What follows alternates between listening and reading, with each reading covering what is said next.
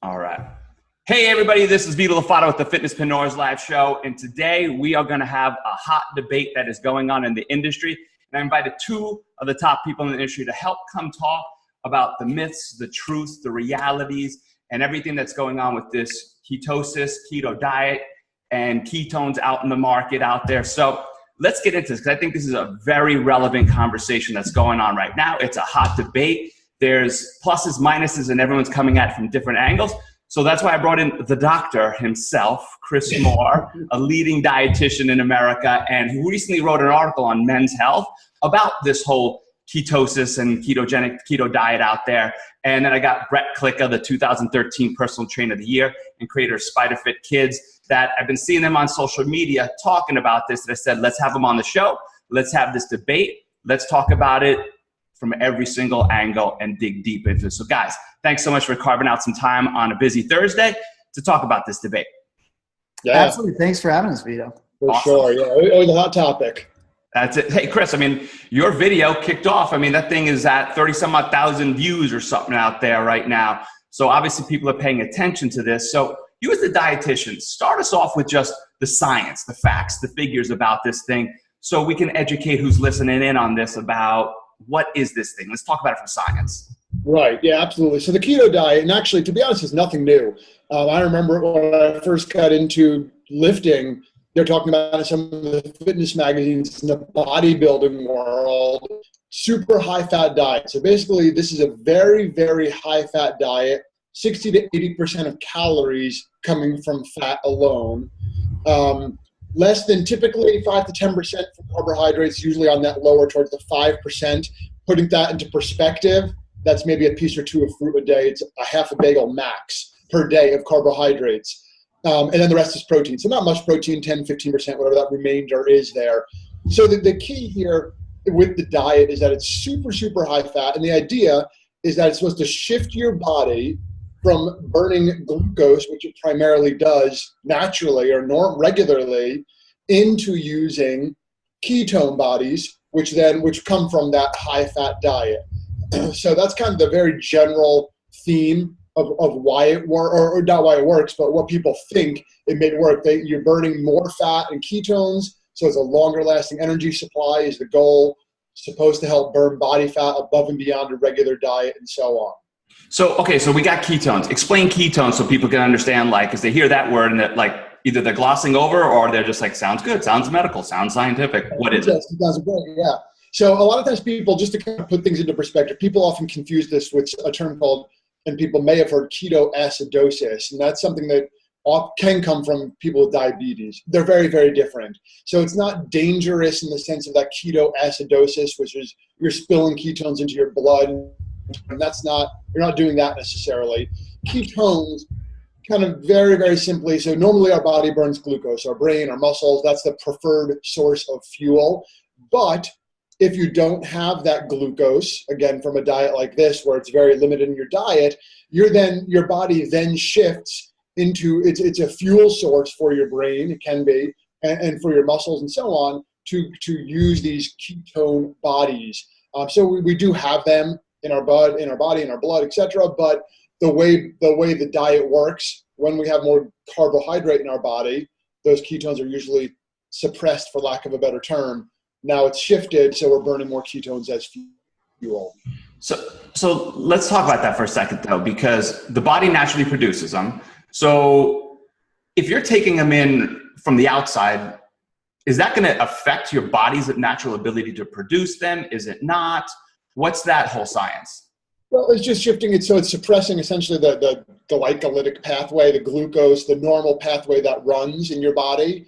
It's basically suppressing that, so then that preferred fuel source is pulling it, because you can make glucose from non-glucose sources. Essentially, our brain needs this glucose to run, but we're making it from non-glucose sources because, of course, we have to stay alive, and our brain is pretty important.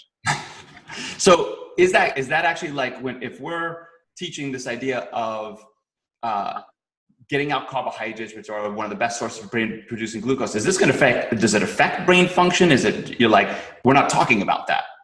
Yeah, well, and I say initially it will, Initially it will, because even if you've been on a low carbohydrate diet, not even to this extreme, that initial shift in your body usually takes 5 to 7 days, because your body doesn't know what's going on. It doesn't have that fast acting glucose, and it's a little bit harder for your body to convert and get the glucose that it needs. The term called gluconeogenesis, if anybody cares. It's a little bit harder for your body to do that, though. So 5 to 7 days, you're going to be pretty fatigued. You might, and I've heard even people say they feel like they have the flu because they're just run down, they're exhausted, they're kind of a little mentally foggy. Once you get into that shift, that will go away, that initial fatigue, but it does take some time to do that. So getting over that hump is a challenge. And then it's a pretty fine line to go into ketosis or not. So if you have a little bit more carbohydrates, like a friend of mine or a colleague of mine said he was following the diet, went on vacation, and went off the diet. Well, then you have to go through that whole process to get back into ketosis. So it's not like you're going in and out every meal. It takes a while to actually shift your body into using those ketones as a regular fuel source. So what was this diet created for in the past? Because, I mean, I've read some stuff on it. It was used with epilepsy and some different things like that. What was its origins, and how the hell did it shift into this fat formula that we're now using in the industry? Yeah, so the origins, and I shouldn't say, I don't know if it's the origins, but the science, there's a number of studies that kids with epilepsy may actually benefit from this. I'll be 100% honest, I haven't looked into that data enough to know why exactly it works, but there are some supportive studies there. I think it probably started in the bodybuilding world. You know, we generally think that carbohydrates are bad because they increase insulin production. People then think, well, if I reduce carbohydrates, I don't have as much insulin, I don't have as much fat storage. So again, if a little bit is good, then more is better. People probably took that to extremes and said, well, I should eat no carbohydrates, and why not just live off of fat?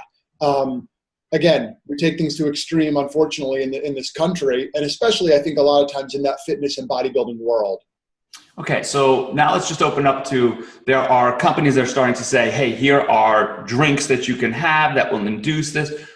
Let's talk about like how that came into the market. And then, Brett, I want to bring you in on this. Let's start talking about the practical messages and what we're now teaching when we're bringing this kind of stuff in. But I'm sure you've seen the products out there, Chris, or whatnot. What's your take on where they're sitting, what they're trying to do, the marketing behind it? Let's kind of uncover that a little bit, and then let's talk about this from an industry perspective.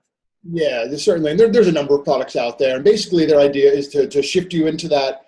Yeah, I mentioned it takes some time to get into that ketotic state. The idea of these products is to kind of accelerate that process and get you there, almost kind of flip that switch a lot more quickly.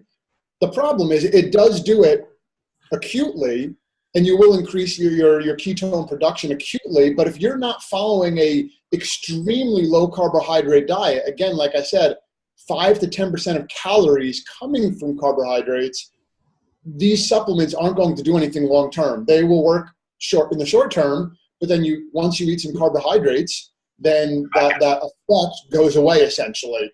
So they're not a long-term solution at all. So does that mean if the effect goes away, but then I take it again, I'm back in it for a short term, then if I go off it, and then the cycle is quite clever for continuously selling this product? Yeah, well, absolutely, because you need to have it continuously to get that effect. So yes, but it's not a true keto diet, a keto diet, if you're just taking that supplement. Brett, I saw on social media recently where you started to kind of be like, what are we saying to people? What are we going to, like, where are we going message-wise, the practicality of this? Give us your take on what you're seeing out there. I'm sure you're having the conversation a lot. What's your take here? Well, I started to see, this over the last couple of years, again, the ketogenic diet. I mean, we learned about this. I learned about this in the 90s in school. It's not something brand new, but it's becoming trendy. And so more people are starting to talk about it. And then you see the pop-up ads from the Ripped Fit Pro that's going to sell you the ketogenic way and why you should do the ketogenic. And then you got these other fitness professionals saying, well, who's in ketosis? Let's all get in ketosis. And I'm seeing this, and I've sat on a lot of panels with dietitians and nutritionists, and what they were trying to do in these panels is try to create this dialogue. Really what they wanted was a debate. But they wanted to create this dialogue between fitness professionals and nutrition professionals and see, okay, where is our scope of practice? And I've sat on these panels and, in front of audiences because they kind of want to see a fight. Well, for years, it was, you sit on the panels and we kind of were in total agreement. The nutrition people were saying, well, yeah, help people, guide them to basic nutrition, where does quality food, to basic nutrition. So it was kind of at peace, even with some of the trendier diet. Well, let's get a higher protein diet. Well, what we did for a while is we were kind of shifting this here. Okay, we're going to up protein a little bit, or okay, we're going to do this, we're going to do that. Even though it probably was a little outside of the scope of practice, it wasn't extreme. Then all of a sudden, here we come with, there's some research that says, well, saturated fat isn't quite as bad for you as we thought. Maybe, fat isn't as bad as we thought it was in the 90s. Because in the 90s, we would have been having the antithesis of this conversation. Because when I was going through school, fat was the devil. Eat as many carbohydrates as you can, you'll be Superman or Superwoman. And apparently we didn't learn from that. So now we're going on this new crazy binge. And I just look at this and I understand why the general population is going to try anything. Because outside of fitness, I try stuff that probably is, the professionals would be out, oh, a new investing idea. Wow, this is great. And a professional's like, what are you doing? Where'd you hear that? And things like that. And I understand why normal people do it. Where I don't understand is where a fitness professional who has a lot of clout, who really is, if you're a fitness professional, people are going to listen to you. You're telling people that, oh, well, you should completely, essentially, we're talking 5 to 10% of calories. That's dang near elimination. So eliminate a macronutrient and super compensate with another macronutrient, which actually for years they thought was poison. So it's like we're on this big swing and we just swing all the way one way and swing all the other way. Meanwhile, while we're on this swing, we are getting fatter and fatter and fatter and fatter. And aside from just we're getting fatter, it's things like diabetes and things like stroke and all these different things, heart disease are on the rise. And we're scurrying, but when you look at cultures, let's say like the Mediterranean culture and the Mediterranean diet, when you look at cultures that have always historically not been on the swing, look at their data and compare it to American weight data when they're off the swing. So I just think it's an uneducated move. It's an irresponsible move for us as fitness professionals to recommend this extreme diet. Now, if we want to educate our clients now, and when I say educate though, when it comes to my knowledge of ketosis, I'm an internet guru. Like I read what I see on the internet, but I'm calling Chris when I want to find out the real deal because I don't have a PhD. I did not study this stuff.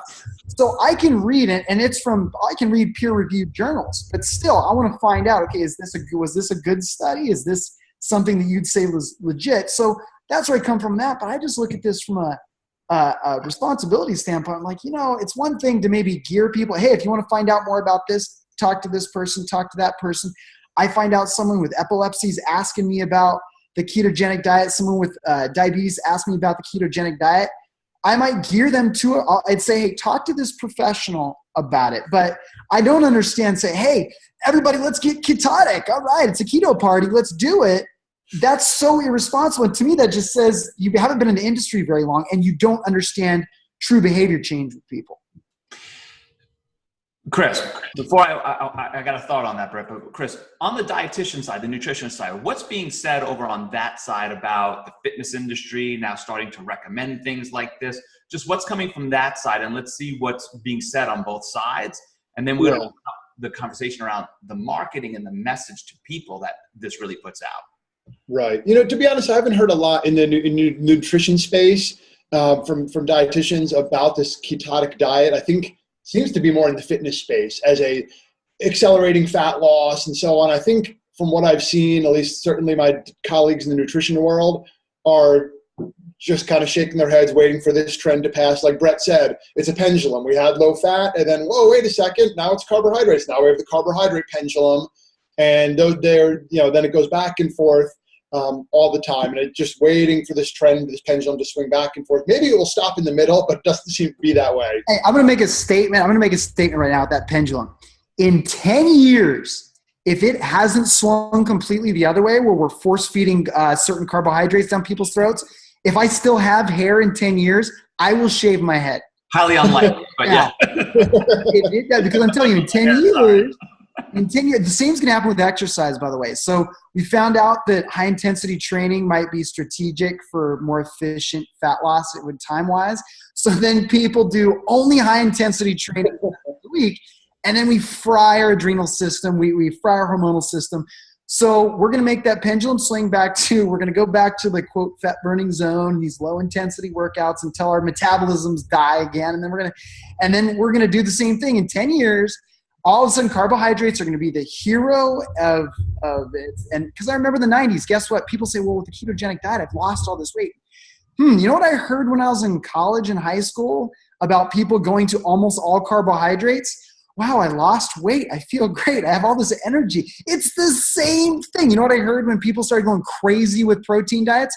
Well, I've lost weight. I've lost energy.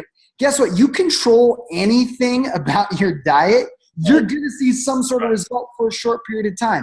If someone comes to me and they have lost weight and kept it off with a dietary protocol for more than 2 years, I am all ears, and I think that has more legitimacy than someone's in 6 weeks they lost. Because go on the grapefruit diet, go on the cabbage diet, go on the ice cream diet, you're still gonna do that. Here's the magic: they all reduce calories significantly. Right? You eliminate a macronutrient. Move more, make it healthy balance. But so here we have been fighting for years to gain respect and credibility with the doctors and nutritionists and dietitians and people that we want to open up referral networks for and things like that and say, hey, why wouldn't you send us? But meanwhile, now they've got to be like, dudes, you guys will market and offer anything that now promises a quick fix that helps us. You go to these extremes. Do you think that when we start putting out a message like this, we're hurting the respect and credibility that we fought for years to try to get? And now they're like, yo, we'll just do anything to make a buck on this type of stuff. And you're almost preying on people's desperation with obesity now to be like, hey, we do have the quick fix here. And this is shit that we thought about for years. Yeah. Well, what makes that even Go ahead. Yeah. Well, what makes that even worse is when you follow the course, when you look at over the years, it's usually the same person who is jumping on all the different trains, whether it be detoxes or cleanses or keto or whatever. It's usually the same person might flip-flop within a year multiple times onto the new train. Now, again, I understand why the general population would do this. But as a fitness professional, it's one thing to that's interesting. I'm going to try it, see how it works. But it's also understanding, we got to understand more other than what works for us. It's look and see, for one, does it work for more than 2 years? For two, we're not working with us. If the world was us, we wouldn't have a job. I mean, people are willing to pay us money they don't have, take time they don't have to do something they don't like to do. I mean, thank God for that. That's why we got jobs. So it's the whole thing to me is I think when people are constantly jumping on the new train, it delegitimizes what we're doing. I think that we have to stay in our lane to a certain degree. And I do think, and Chris, I think you'd agree that as fitness professionals, we can talk about food and get people going the right direction. But when it comes to diagnosing and prescribing, I'm not comfortable with that. And I think when we get a better relationship of okay, well, if you're going to get education, talk to this person. And I mean, Chris, I think probably if someone sent somebody to you, a fitness professional sent someone who was epileptic or had severe blood sugar issues, you wouldn't just stonewall them and say, well, ketosis is stupid. I mean, you probably even would say, well, there is some research behind that. I know someone who does work a lot with that. And if we all opened up our eyes like that, right, we'd be respected so much as a field. Exactly. And that's important. Even as a dietitian, someone comes to me with epilepsy. We've brought that up a couple times. I have never worked with someone with epilepsy. That's not my area. I'm going to refer out. Right. I don't care if I technically can talk to them or not. I don't know enough about it. Sure, like you said, Brett, I could look at the research too. But there's probably a group of people who work closely with that population. And then again, in the case of ketosis, this ketogenic diet, that's a very, very specific protocol for a very unique person with a certain disease state that it may potentially help. Again, across the board, I'm recommending everyone go into ketosis. Like Brett said, have little parties where you pee on strips to make sure you're in ketosis. Probably not going to happen, right? Again, we need to be realistic. We look at what the data shows what is the most successful diet. It's the one people stick with. And again, if someone, right, let's look at it. What I like to try to find is what are the positives of something like all these different diets, Atkins, ketosis, high protein, low fat, whatever. One of the recurring themes with many of them is they're usually high in vegetables, at least. There's obviously a lot of differences, but what are the strategies within those diets that potentially could help people? One thing we do know is they're all high in vegetables. I don't know any diet that's not high in vegetables. Let's stick there. Brett brought up the Mediterranean diet earlier. That diet has more research than any other in the world in terms of its long-term success. You know, Brett and I were in Spain a couple months ago together. We did body fats on people measurements. Not a single person was over 20%. Crazy. And these aren't fitness professionals. These are bankers, high-level executives. Bankers. The people that usually, if we were to do the same population in the States, I'd go as far as to say the average body fat of a room full of these people in the States would be, I'd say average of men, probably 24 to 26-ish. Room, and there's like 30 plus people, was over 20%. And they're not working out. These people are not going to the gym and lifting and doing my high intensity too. It's a different approach to eating that we even look at and say is bad. They eat bread. Oh my God. You know who else ate bread? Everybody since the beginning of time. They eat bread. They eat olive oil. You drink pasta. It's amazing. I know. And but they're not on the swing. Right. They have appreciation for. You want a diet where you're going to eat food like you would drink wine. Be discerning. Chris, I like what you said about let's try to take out the positive things from it. And what are the positive things that we could take from this that we can go put into practice? And then what are the negative things that are just blatantly out there that we need to address? So let's talk about it from that side. These are the positive things that we could take. This is the negative stuff. And in particular, what freaks me out, and I keep writing, is like, what message are we sending to people?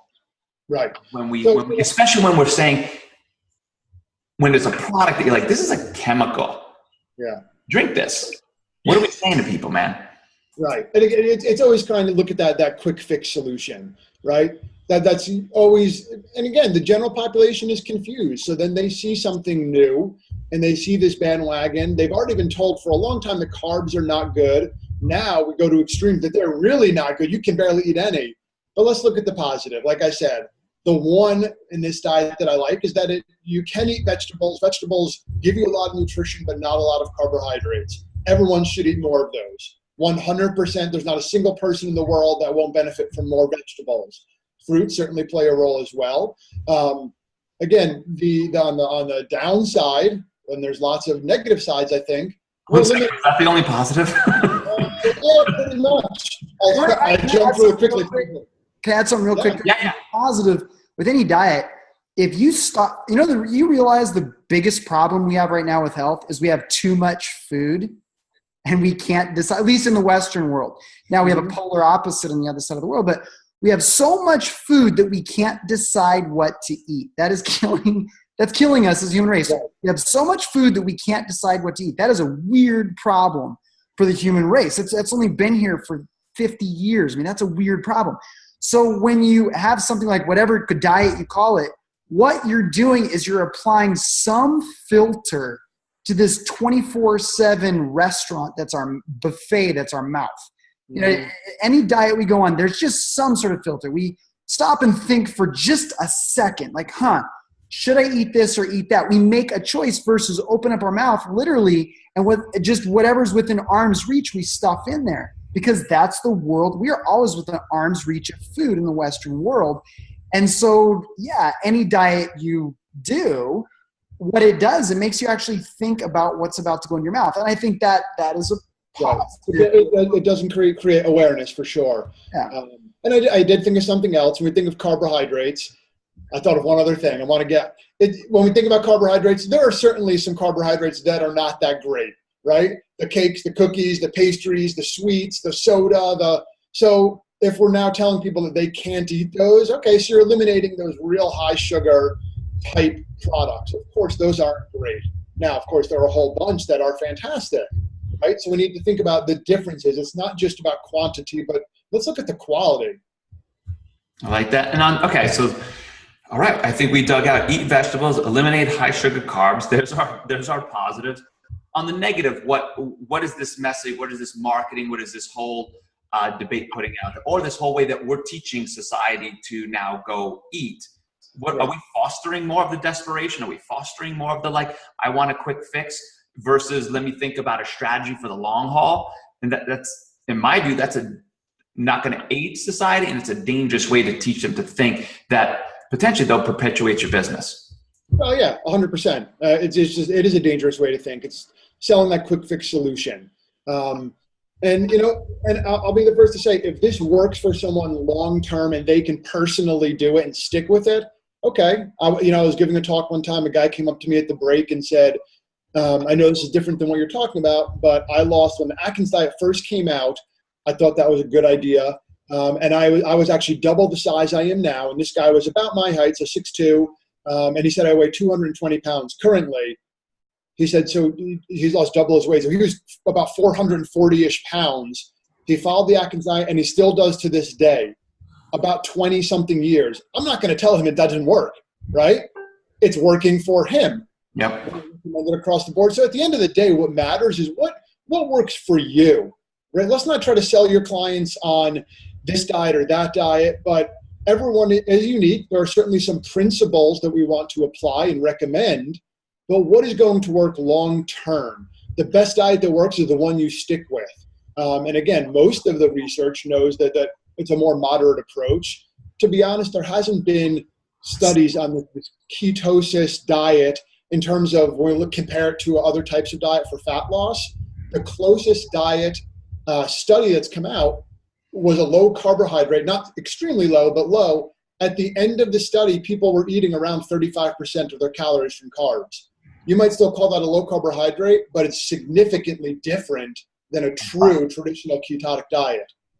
So this goes like, and Brett, I want to bring you back in on this one because what works for you, right? And that's how we're supposed to be thinking. You got to figure out that, but like, who are we in the fitness industry to be able to recommend diets outside of healthy habits and behavior? Because now then if we're out there saying, hey, this is a diet you should do, are we crossing the line of the barrier of our scope?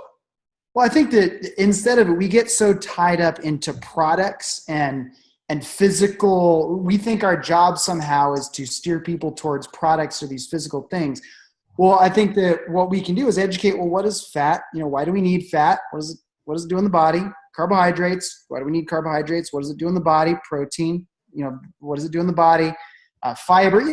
Basic education with people. So they start to have hopefully the conversations then revolve around these aspects. They start asking, instead of, is this product good? Is that product bad? Well, what's the best protein? Well, it depends on who's sponsoring me here. That's kind of what it comes down to. So if we look and say, okay, well, what do these different things do? So then people are educated. They look at like, okay, well, this is what fat does. Why is it different now than it was in the 80s and 90s? Why isn't it evil? Well, we thought this, but then we realized that this. So we should provide them this education based on just raw science, not opinionated. It's not like the news where it's now just someone's opinion. Like this is actually real stuff. So we just say, hey, this is the science of it. I think that is actually going to help people. And then if they want to go more extreme, we should have people in our pocket that are educated and responsible that we can lead them towards. But with any clients I have, I generally gear them away from the extremes unless they're a fitness competitor or unless there's something like that. And by the way, I'm not the one that's going to do their diet. If they're a fitness competitor, they're going to go to somebody who does those things.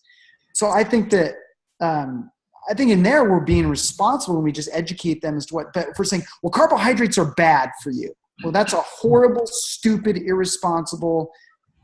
I don't understand why anyone would ever say that. It's a stupid statement. It's an uneducated statement.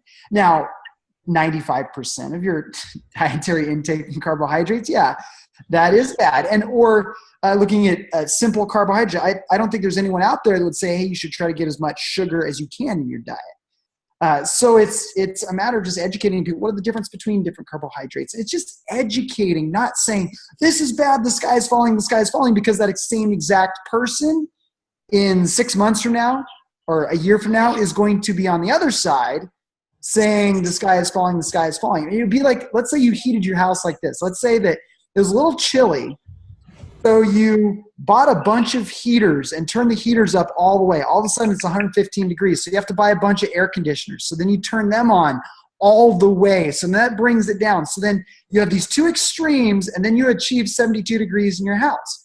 Well, then all of a sudden the heaters break. So now the heaters are broken. Now it's way too cold, way too cold. Uh-oh, heaters are broken. We got to do something. Or instead you could just stay in the middle. If you need it to be cooler, you could turn on one air conditioner, cool it down a bit. When it's cool enough, you turn it off. I mean, it's thinking about things a little more responsibly and a little more long-term. Yeah. I mean, educate your people, help provide simple, educated solutions without being like, I'm prescribing what you need to be doing. And I think we're in the right zone. Chris, what's your take on where we should be as an industry? Like, hey, if I could give you guys some best practices, here's what how I suggest you guys potentially talk about this, educate about this, stay within this scope, and you're going to be cool. What's your take as a dietitian? Be like, hey, we would really love to see you guys do this. Here's how we think it would be optimal. Let's try to find this balance. Yeah, for sure. And I'm the first person to say, fitness trainers, please be talking about nutrition to your clients. If you're not, you're doing them a disservice, right? As a fitness trainer, you're often the person that a client is going to come to, right? It's a great concept that they go to their trainer and they go to their dietitian and they go to their psychologist for behavior, and that's not realistic, right? So people, like as Brett said earlier, people are already spending money that they don't have on at least one expert. So please be talking about nutrition. It's just, where's that scope? Talking about the balance, talking about, here's a list of 10 great carbohydrates. Here's some great breakfast ideas. Here are some great snack ideas. Pretty simple, cuts through some of the hype. You know, these people can see this in any magazine. They could talk to their friends. Wouldn't it be better to get it from someone, a fitness expert who has some expertise and knowledge, to at least advance them and get them going in the right direction? So please talk about nutrition. Just don't go over the top and being very prescriptive, again, with diet or so on. I like it. Brett, any final words on this debate that you'd be like, hey, industry, Fit Pro to Fit Pro, here's just my thought about what we can do as best practices? Yeah, I think just generally in the fitness field, if we take a deep breath and we don't fall into the hype that our clients are coming to us with, I understand why we're under so much pressure, because a lot of the times we're living training package to training package. So if a client comes to us and we don't create results, over the top results in 6 weeks, we're afraid we're going to lose them forever. Yes. Realize if you establish trust, if you establish the fact that your people can trust you, you establish the fact that you're a professional by acting like a professional, dressing like a professional, showing up on time, listening more than you talk, different things like that. I think that when we do that, we don't have to worry about the super short-term quick fix. And so then we don't have to worry about these extreme measures, because again, I understand where these extreme measures come from. If I told all my clients to cut out carbohydrates from their diet, they would all lose weight pretty quickly. But then when that weight comes back, that credibility that I got in that 6 weeks, it starts to disappear. My newest client, I don't train as much as I used to now because I got all kinds of other things going on. My newest client is going on 7 years. Everyone else I've been with for at least 10, and the majority of my clients that I currently work with, I've been for almost 17 years. And that comes from, we've established trust. I've educated them. I've listened to and hey, I like to talk a lot, and I had to learn how to listen. So if we can focus on that, take a deep breath, become an expert, become a trusted long-term person instead of the short-term fixer, that's the long-term play, and that's how we can impact health for the rest of the life. I love it. I think that's where we need to be as an industry. So I hear, run a business that's based upon trust, education. I highly suggest to the industry, like, attend more than nutrition sessions, a la Chris Moore's sessions, good sessions to attend right there. But educate yourself on nutrition so that you can have intelligent, meaningful conversations with your clients. Establish a business based on good science, because I worry about when the science on this thing comes out in a few years, all the fit pros and all the people that got behind the product lines and all that, they're going to be like, oh, damn, credibility shot right there. And stay within your scope of what we do, know how to refer out, and build everything on good habits and behaviors that we can teach the industry. I hope this debate keeps on going. I appreciate the two of you taking some time to just shed some light on this, have this conversation, share some best practices. Hopefully we can keep going out there and creating clarity for how we can be responsible, trustworthy professionals in both industries, nutrition and fitness and whatnot. So thank you, gentlemen. I really appreciate you guys' time today. Thank you. Absolutely. And to the Fitnesspreneur Life Nation, keep this debate going. Comment on this. Chris and Brett will be manning where we've got this out. They're going to share it with their audiences as well so that we can make sure that this debate isn't sliding under and that we're doing the important things to keep everybody out there teaching people the right things. Peace, everybody.